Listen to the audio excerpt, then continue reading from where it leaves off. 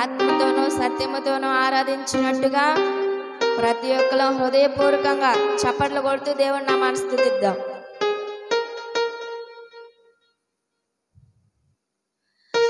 రాజాని భవనములో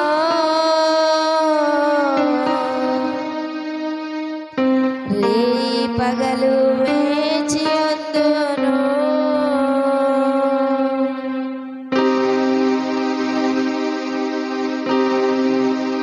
యేసు రాజాని భవనములో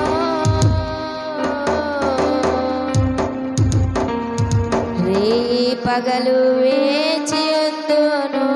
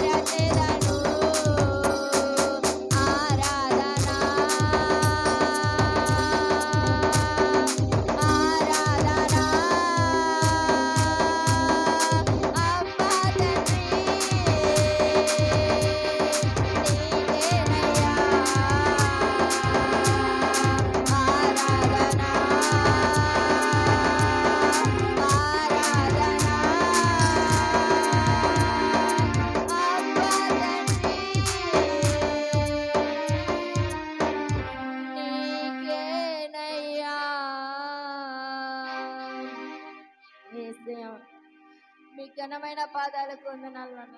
మీ శ్రేష్టమైన నామానికి వందనాలు నాన్న. అయ్యా ఇదిగో నాన్న, ఈ దినము ఈ గడియ నా తండ్రి ప్రభా మీరు మాకు ఇచ్చినందుకు మీకు వందనాలు నాన్న. అయ్యా మీరు ఇచ్చిన ఈ గొప్ప భాగ్యాన్ని బట్టి మీకు వందనాలు నాన్న. అయ్యా ఇదిగో నాన్న, మేమందరం కలిసి నా తండ్రి అయ్యా నీ నామాన్ని ఆరాధించుటకు, మహింపరచుటకు నాన్న, ఘనపరచుటకు నాన్న, మీరు ఇచ్చిన ఈ గొప్ప భాగ్యాన్ని బట్టి మీకు వందనాలు నాన్న. అయ్యా మేమందరం కలిసి నాన్న అయ్యా ఆరాధన చేసి ఉంటున్నాగా నీ పాద సన్నిధికి చేర్చుకోమని అడుగుతున్నాను.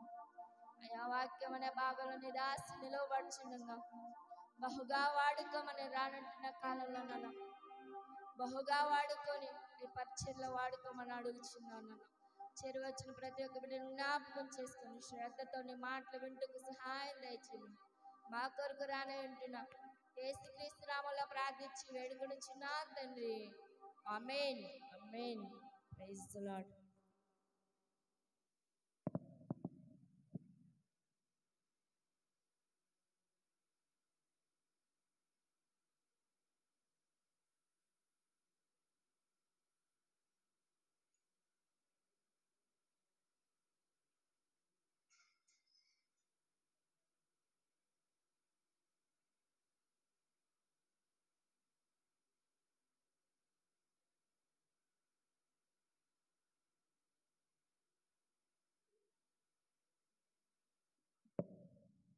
Praise the lord. Hallelujah, hallelujah. క్రీస్తునందు ప్రియమైనటువంటి దేవుని బిడ్డలారా, ప్రభు అయిన యేసుక్రీస్తు వారి ఘనమైన శ్రేష్టమైనటువంటి నామములో చేరి వచ్చినటువంటి మీ అందరికీ ప్రభు పేరట వందనాలు తెలియజేస్తూ ఉన్నాను. అందరికి వందనాలండి, అందరికి వందనాలు. అందరు సంతోషంగా ఉన్నారా? Very good. దేవుడు మనల్ని ప్రేమించి మరొక పునరుద్ధాన దినము మన జీవితంలో అనుగ్రహించిన దేవునికి మనందరూ రుణస్థులమై ఉన్నాము. క్రైస్ట్ సెంటర్ మల్లయ్యగుంట ప్రాంతంలో జరుగుతున్న ఈ పరిచర్య ఆ యూట్యూబ్ ద్వారా ఎంతమంది బిడ్డలైతే దేవుని మాటలు వింటున్నారో మీరందరూ ఈ ఛానల్ మీరు సబ్స్క్రైబ్ చేసుకోండి, అనేకులకు పరిచయం చేయండి. ఈ వాక్యం మీకు వచ్చినప్పుడు, ఈ ఛానల్ ద్వారా ఈ వాక్యం వర్తమానాలు మీకు వచ్చినప్పుడు 10 మందికి షేర్ చేయండి. అనేక మంది బిడ్డలు దేవుని మాటలు విని దీవించబడడానికి అవకాశమైనటువంటిది ఉంటుంది. ఈ పరిచర్య నిమిత్తం మీరందరూ ప్రార్థన చేయండి. ప్రభువు మిమ్మల్ని ప్రేరేపిస్తే ఈ పరిచర్యకు మీ సహకారాన్ని అందించి నశించిపోతున్న ఆత్మల నిమిత్తము మీరును ఈ పరిచర్యలో పాలిభాగస్తులు కావాలని ప్రభు పేరట కోరుతూ ఉన్నాను. ఈ సమయంలో కొద్ది నిమిషాలు దేవుని మాటలు విందాం. జాగ్రత్తగా దేవుని మాటలు మీరందరూ వినాలని ప్రభు పేరట కోరుతున్నాను. ప్రియులారా, పరిశుద్ధ గ్రంథంలో నుండి అపోస్తలులైనటువంటి పౌలు గారు రాసినటువంటి గలతీయులకు రాసినటువంటి పత్రిక 3వ అధ్యాయము 6వ వచనం చదువుకుందాం. 3వ అధ్యాయము 6వ వచనం. అబ్రహాము దేవుని నమ్మెను, అది అతనికి నీతిగా ఎంచబడెను. దేవుడు ఈ పరిశుద్ధ వాక్యమును మన వినికిడిలో దీవించి ఆశీర్వదించునుగాక. ఆమేన్. గలతీ పత్రిక 3వ అధ్యాయం 6వ వచనం.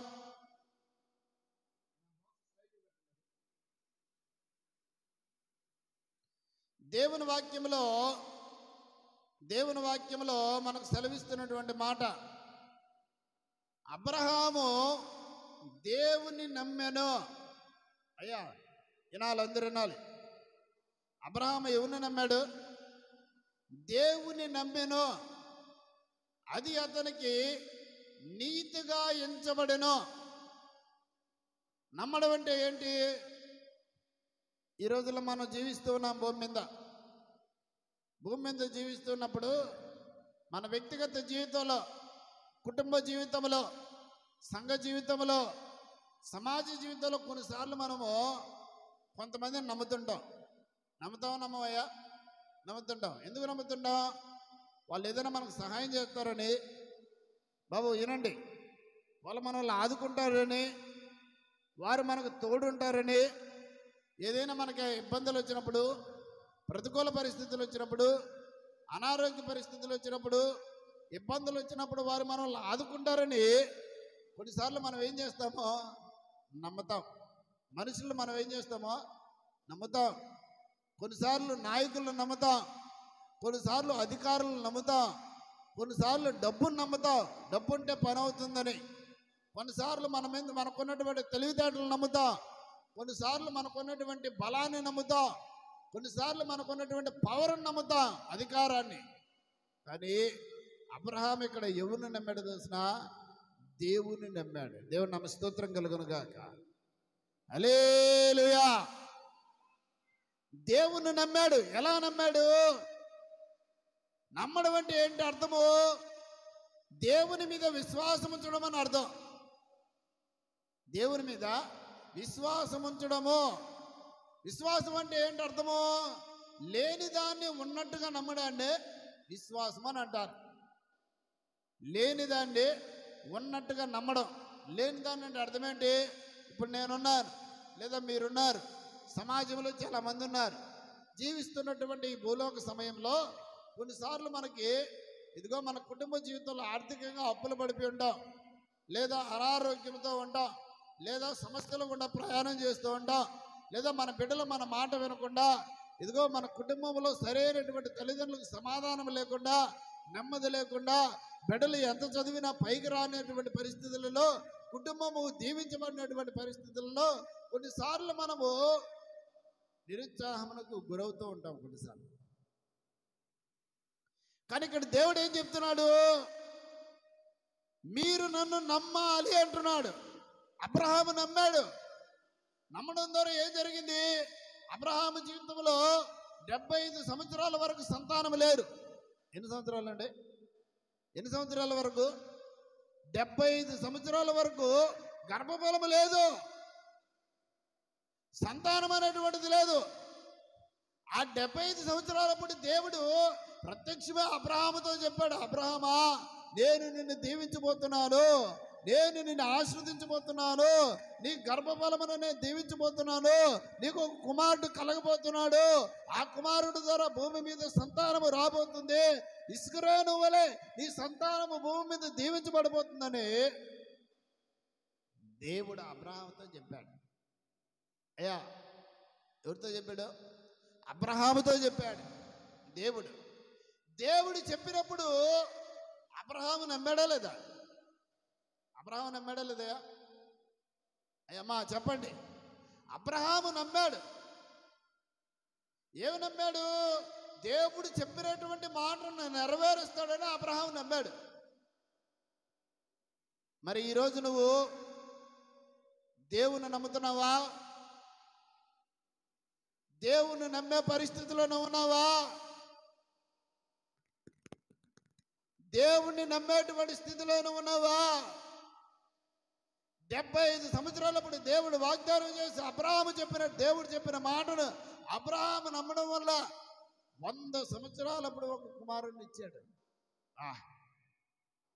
ఎన్ని సంవత్సరాలు అమ్మా చెప్పండి? 100 సంవత్సరాలప్పుడు ఒక కుమారుడిని ఇచ్చాడు. ఎందుకు ఇచ్చాడు? అబ్రహాము నమ్మాడు. ఏమని? దేవుడు నాకు కుమారుని ఇస్తాడు అని నమ్మాడు. మాట చెప్పితే దేవుడు తప్పడు అని నమ్మాడు. పలికిన దేవుడు మాట తప్పేవాడు కాదు. అందుకని భక్తుడు పాట రాశాడు, పలికిన దేవుడు మాట తప్పడు, ఆయన మాటలెప్పుడు నేలన పడవు. పలికిన దేవుడు మాట తప్పడు, ఆయన మాటలెప్పుడు నేలన పడవు. భూమి ఆకాశములే గతించిన ఆయన మాటలే నెరవేర్చును. భూమి ఆకాశములే గతించిన ఆయన మాటలే నెరవేర్చును. పలికిన దేవుడు మాట తప్పడు. ఆయన మాటలెప్పుడు నేలన పడవు. చూసారా, మాట చెప్పాడు దేవుడు. ఆ మాటను అబ్రహాం ఏం చేశాడు? నమ్మాడా నమ్మలేదు తల్లి? అమ్మా, నమ్మాడు నమ్మలేదు? నమ్మాడు. దేవుడు చెప్తాడు ఏమనంటే, అన్నాడు అబ్రహాము దేవుని మాట నమ్మాడు. అబ్రహాము దేవుని మాట నమ్మడం ద్వారా ఏమి జరిగింది? అబ్రహాము జీవితంలో గొప్ప కార్యాలు అబ్రహాము చూశాడు. దేవుడు కుమారుని ఇచ్చాడు. ఆ కుమారుడు ఎవరు? ఇస్సాకు. ఇస్సాకు అంటే అర్థం ఏమిటి? నవ్వుట. నవ్వుట. దేవుడు అబ్రహాముకు ప్రత్యక్షమైనప్పుడు శారా మాట విని, ఏంటయ్యా నేను ముసలిదానైపోతున్నాను, నా భర్త ముసలివాడైపోతున్నాడు, నాకు గర్భఫలం ఇస్తానని అంటున్నావు, ఇది నిజమా అని నవ్వింది. ఎవరు నవ్వారు? శారా నవ్వింది. ఇది నిజమా అని నవ్వింది. దేవునిని అబ్రహాము నమ్మాడు. ఈరోజు నువ్వు నమ్ముతున్నావా? ప్రశ్న. నమ్ముతున్నావా? తల్లిదండ్రులు నమ్మేవాళ్ళు ఎంతమంది? భర్తను నమ్మేవాళ్ళు ఎంతమంది? భార్యను నమ్మేవాళ్ళు ఎంతమంది? బిడ్డలను నమ్మేవాళ్ళు ఎంతమంది? అన్నదమ్ములు నమ్మేవాళ్ళు ఎంతమంది? ప్రేమించిన వాడిని నమ్మేవాళ్ళు ఎంతమంది? ఎంతమంది?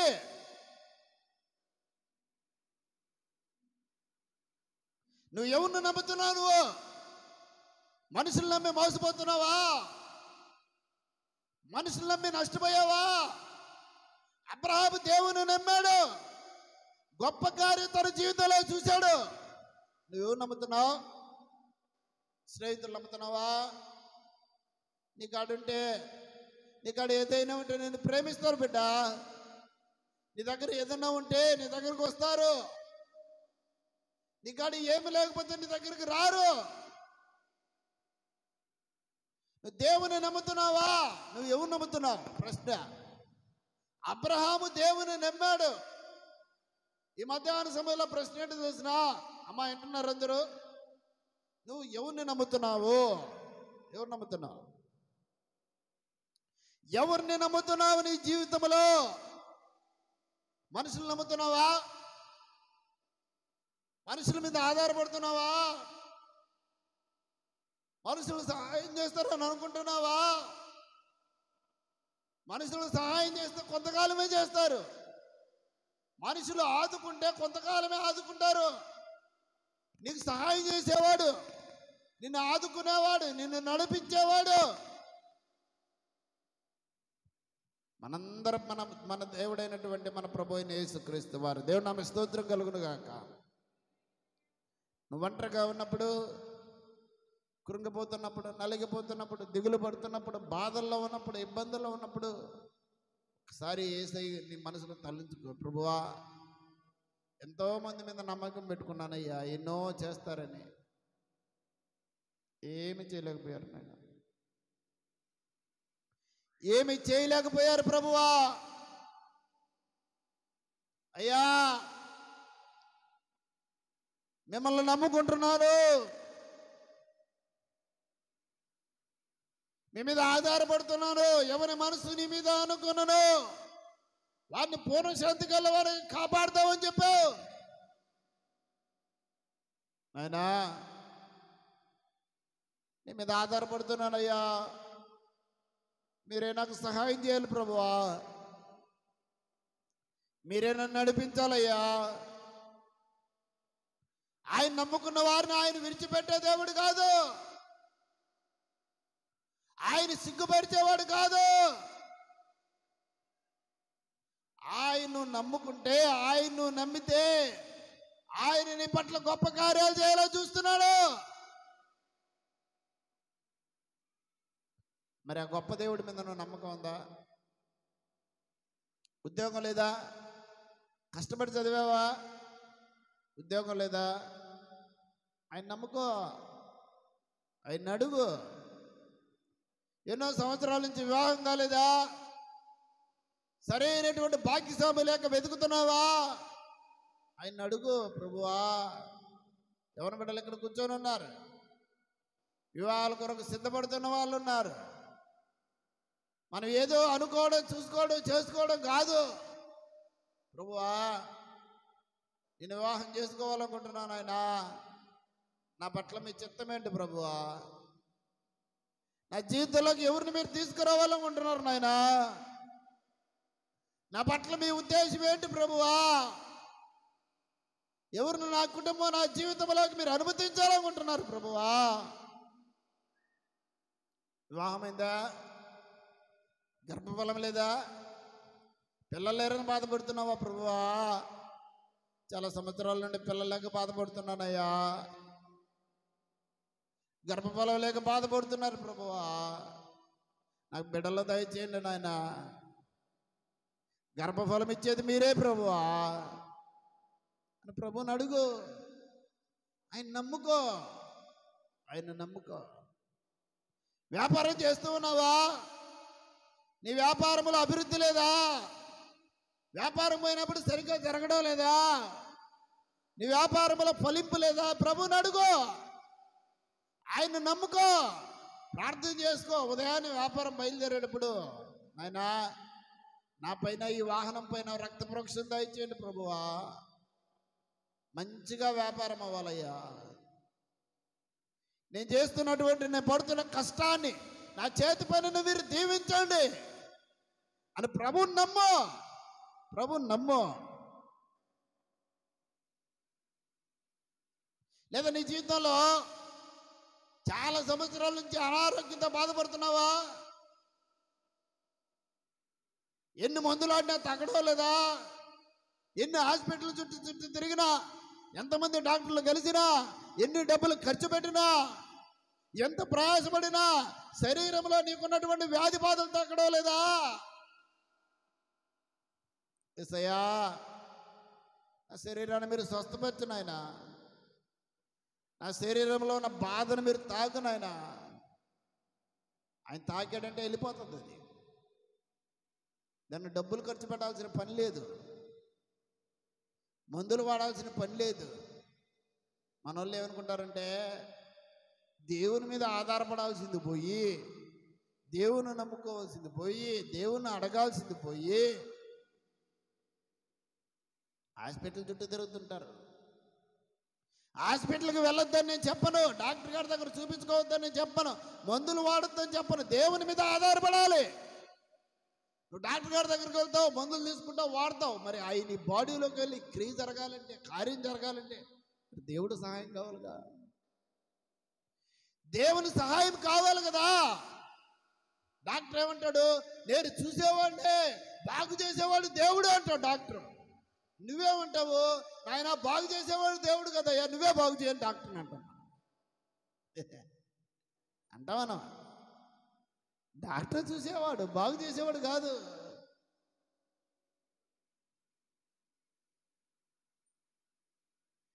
అనేక సంవత్సరాల నుంచి నువ్వు వ్యాధులతో బాధపడుతున్నావు, అనారోగ్యంతో బాధపడుతున్నావు, అస్వస్థతో బాధపడుతున్నావు. నేను అనే మాట ఏంటంటే, నేను చెప్పే విషయం ఏంటంటే, అబ్రహాము దేవుని నమ్మాడు, నువ్వు దేవుని నమ్ముతున్నావా? ప్రశ్న. అది ఏ పరిస్థితి అయినా కానీ, ఏ టైం అయినా కానీ, ఏ స్థితిలో కానీ, అది నువ్వు సమృద్ధిగా ఉన్న సమయంలో కానీ, సంతోషంగా ఉన్న సమయంలో కానీ, ఆనందంగా ఉన్న సమయంలో కానీ, దుఃఖంలో కానీ, బాధలో కానీ, వ్యాధులో కానీ, సమస్యల్లో కానీ, జీవితంలో ఏదైనప్పటికీ, బాధ అయిన, మరణమైన, జీవమైన, ఉపద్రవమైన, మరి ఏదైనా సరే దేవుని నమ్ముతున్నావా? యేసయ్యా, నువ్వే ఉన్నావయ్యా, నాకు నువ్వే నాకు కావాలి ప్రభువా, నువ్వే నాకు కావాలి నాయన. నువ్వు లేకపోతే నేను లేను, నువ్వు లేకపోతే నేను జీవించలేను, నువ్వు లేకపోతే నేను బ్రతకలేను. కారణం ఏంటి తెలిసినా? నిన్ను నమ్ముతున్నానయ్యా, నేను నిన్ను నమ్ముతున్నానా. కొంతమంది చెప్తూ ఉంటారు, ఈ మనిషిని నేను నమ్మి మోసపోయానండి అని అంటారు. ఇదిగో ఈ వ్యక్తి మీద నేను ఆశ పెట్టుకున్నాను. ఈ మధ్య లవ్లో ఫెయిల్ అయిపోయిన వాళ్ళు చెప్తున్నారు, ఏమని చెప్పండి? ఈ మనిషిని నేను నమ్ముకొని, ఈ మనిషి ఏదో నాకు చేస్తాడని, ఈ అమ్మాయి ఏదో నాకు చేస్తుందని, ఈ అబ్బాయి ఏదో నాకు చేస్తాడని నమ్మకం పెట్టుకొని మోసపోయాను అంటున్నాడు. ఏం చేసినా మోసపోయాను అంటారు. నువ్వు మనుషుల చేతిలో మోసపోతూ ఉండవచ్చు, మనుషులు నిన్ను మోసం చేస్తూ ఉండవచ్చు, కానీ దేవుడు మాత్రం నేను చెయ్యి విడిచిపెట్టడు. అవకాశమే లేదు బాబు, వింటున్నారా? దేవుడు నిన్ను చెయ్యి విడిచిపెట్టే అవకాశమే లేదు. మరి నువ్వు నమ్ముతున్నావా? నమ్మాలి, దేవుణ్ణి నమ్మాలి. అది ఎంత వ్యాధి అయినా సరే, అది ఎంత బాధ అయినా సరే, అది ఎంత కష్టమైనా సరే, అది ఎలాంటి పరిస్థితి అయినా సరే, చివరికి మరణమైనా సరే. ఈరోజు పరిస్థితులు మారిపోతున్నాయి. మన ఆంధ్ర తెలంగాణ రాష్ట్రాల్లో మీరు చూస్తూ ఉన్నారుగా, భయంకరమైనటువంటి కండిషన్స్ జరుగుతూ ఉన్నాయి. రానున్న రోజుల్లో సువార్త ప్రకటించబడుతుందో, సభలు పెట్టబడతాయో పెట్టబడవో కూడా తెలియనటువంటి పరిస్థితులు. పర్మిషన్లో ఉంటాయో లేవనేటువంటి కూడా, పర్మిషన్లో ఉంటాయో లేవని కూడా మనం చెప్పలేం. అలాంటి పరిస్థితులు వస్తూ ఉన్నాయి. మరి కడవరి దినాల్లో నువ్వు ఎవరు నమ్ముతున్నావు? దేవుని నమ్ముతున్నావా? దేవుని మీద ఆధారపడుతున్నావా? ప్రభువా నువ్వే నాకు కావాలి నాయనా, నిన్నే నేను నమ్ముకున్నాను, నేను నమ్ముకొని ఉన్నా. నేను మనుషులు నమ్ముకుంటే వ్యర్థం, డబ్బులు నమ్ముకుంటే వ్యర్థం. నాకున్న చదువు, నాకున్న డిగ్రీలు, నాకున్నటువంటి హోదాలు, నాకున్న పొలాలు, నాకున్న పలుకుబడి, నాకున్న కార్లు, నాకున్నటువంటి పరిస్థితులన్నీ నన్ను రక్షించలేవు, నాకు సహాయం చేయలేవు. నువ్వే నాకు సహాయము చేయగలిగిన దేవుడివి, నీవే నాకు సహాయం చేయగలిగిన దేవుడివి. ప్రియులరా, ఈ మందిరం కడుతున్న సమయంలో ఇంత గొప్ప మందిరం దేవుడు ఇక్కడ అనుగ్రహించాడు. ఇంకా ఎంతో వర్క్ ఉంది దీనికి. సుమారు ఇప్పటికి 40 లక్షల రూపాయల దాకా అయ్యింది. ఇంకా చుట్టుపక్కల ప్రహరీ కూడా పై ఎలివేషన్ ఇంకా ఒక 15-20 లక్షల రూపాయల దాకా అవసరం. బాప్టిజం తోటి వాష్రూమ్లు ఇవన్నీ ఇంకా చాలా పని ఉంది మందిరాన్ని. ఇంత గొప్ప మందిరం ఇక్కడ దేవుడు మనకి ఇస్తాడని మనం ఎప్పుడన్నా అనుకున్నావా? అనుకున్నాం తల్లి? అనుకున్నావా? మరి ఎవరి మీద, ఎవరు నమ్ముకున్నాం మనం? ఎవరు నమ్ముకున్నాం? దేవుని నమ్ముకున్నాం మనం. ఆయన సహాయం చేస్తాడు, ఆయన ఇస్తాడు, ఆయన ఆదుకుంటాడని ఆయన మీద ఆధారపడుతున్నాం. మరి దేవుని నమ్ముకుంటే దేవుడు సహాయం చేయడా? దేవుడు నడిపించడా? దేవుడు వాడుకోడా? రానున్న రోజుల్లో ఈ మందిరం నిండా ఆత్మలతో దేవుడు నింపబోతున్నాడు. దేవుడు నామ స్తోత్రం కలుగును గాక. చెప్పండి హల్లెలూయా. పెద్దగా చెప్పండి, ఇంకా పెద్దగా చెప్పాలి.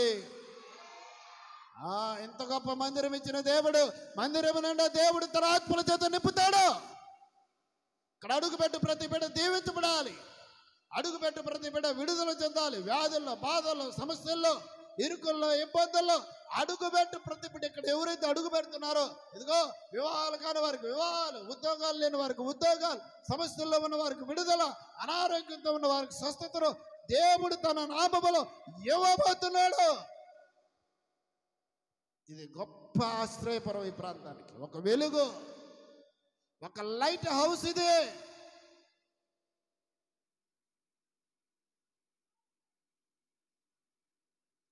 ఈ ప్రాంతానికి ఒక లైట్ హౌస్. దేవుడు నడిపించబోతున్నాడు, దేవుడు సహాయం చేయబోతున్నాడు, దేవుడు వాడుకోబోతున్నాడు, దేవుడు నిలబెట్టబోతున్నాడు. నేను చెప్పే మాట ఏంటి తెలుసిన? దేవుని దగ్గరికి ఈరోజు నువ్వు వస్తున్నావు కదా, ఆయన నిజమైన దేవుడని నీకు తెలుసు కదా, ఆయన గొప్పవాడని నీకు తెలుసు కదా. ఏ సమస్య వచ్చినా సరే నువ్వు ఆయన దగ్గరకు వచ్చి ఆయన పాదాల మీద పడు, మోకాలు పెట్టి మోకాళ్ళ మీద ఆయన పాదాల దగ్గరికి రా నువ్వు. మనం ఎందుకు వస్తామండి? ఆదివారం ఒక పూట చర్చకి వచ్చేది కష్టం. మనం అది కూడా వచ్చేది 11 గంటలకి. శుక్రవారం ఉపవాస ప్రార్థనలు వద్దు మనకి, మిగతా టయాలలో ప్రార్థనలు వద్దు. అందుకనే ఈరోజు జబ్బులు ఎక్కువైపోయాయి.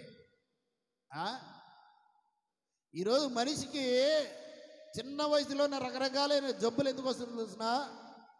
మనిషికి అన్నిటికీ సమయం ఉంది, తినడానికి, తాగడానికి, మన పనులు మనం చేసుకోవడానికి, మన కాలకృత్యాలు మనం తీర్చుకోవడానికి, అన్నిటికీ సమయం ఉంది ఈరోజు మనిషికి. దేవుని దగ్గరకు వచ్చేదానికి మాత్రం మనిషికి సమయమో లేదు. దేవుని దగ్గరకు వచ్చేదానికి మనిషికి సమయం లేదు. అదేమంటే నేను అక్కడికి పోవాలా, ఇక్కడికి పోవాలా, నేను బిజీగా ఉన్నా. ఏంటి బిజీ? దేవుని కంటే బిజీ ఏముంది నీకండి? నేను బ్రతికిస్తున్న దేవుడు, నిన్ను కాపాడుతున్న దేవుడు, నిన్ను పోషిస్తున్న దేవుడు, నీకు సహాయం చేస్తున్న దేవుడు, నిన్ను నడిపిస్తున్న దేవుని కంటే బిజీ ఏముంది ఈ ప్రపంచంలో? 2 నిమిషాల్లో ఊపిరి ఆడకపోతే చచ్చిపోతాం మనం. 2 నిమిషాలు ముక్కు పెట్టుకుంటే 2 నిమిషాలు చచ్చిపోతాం మనం.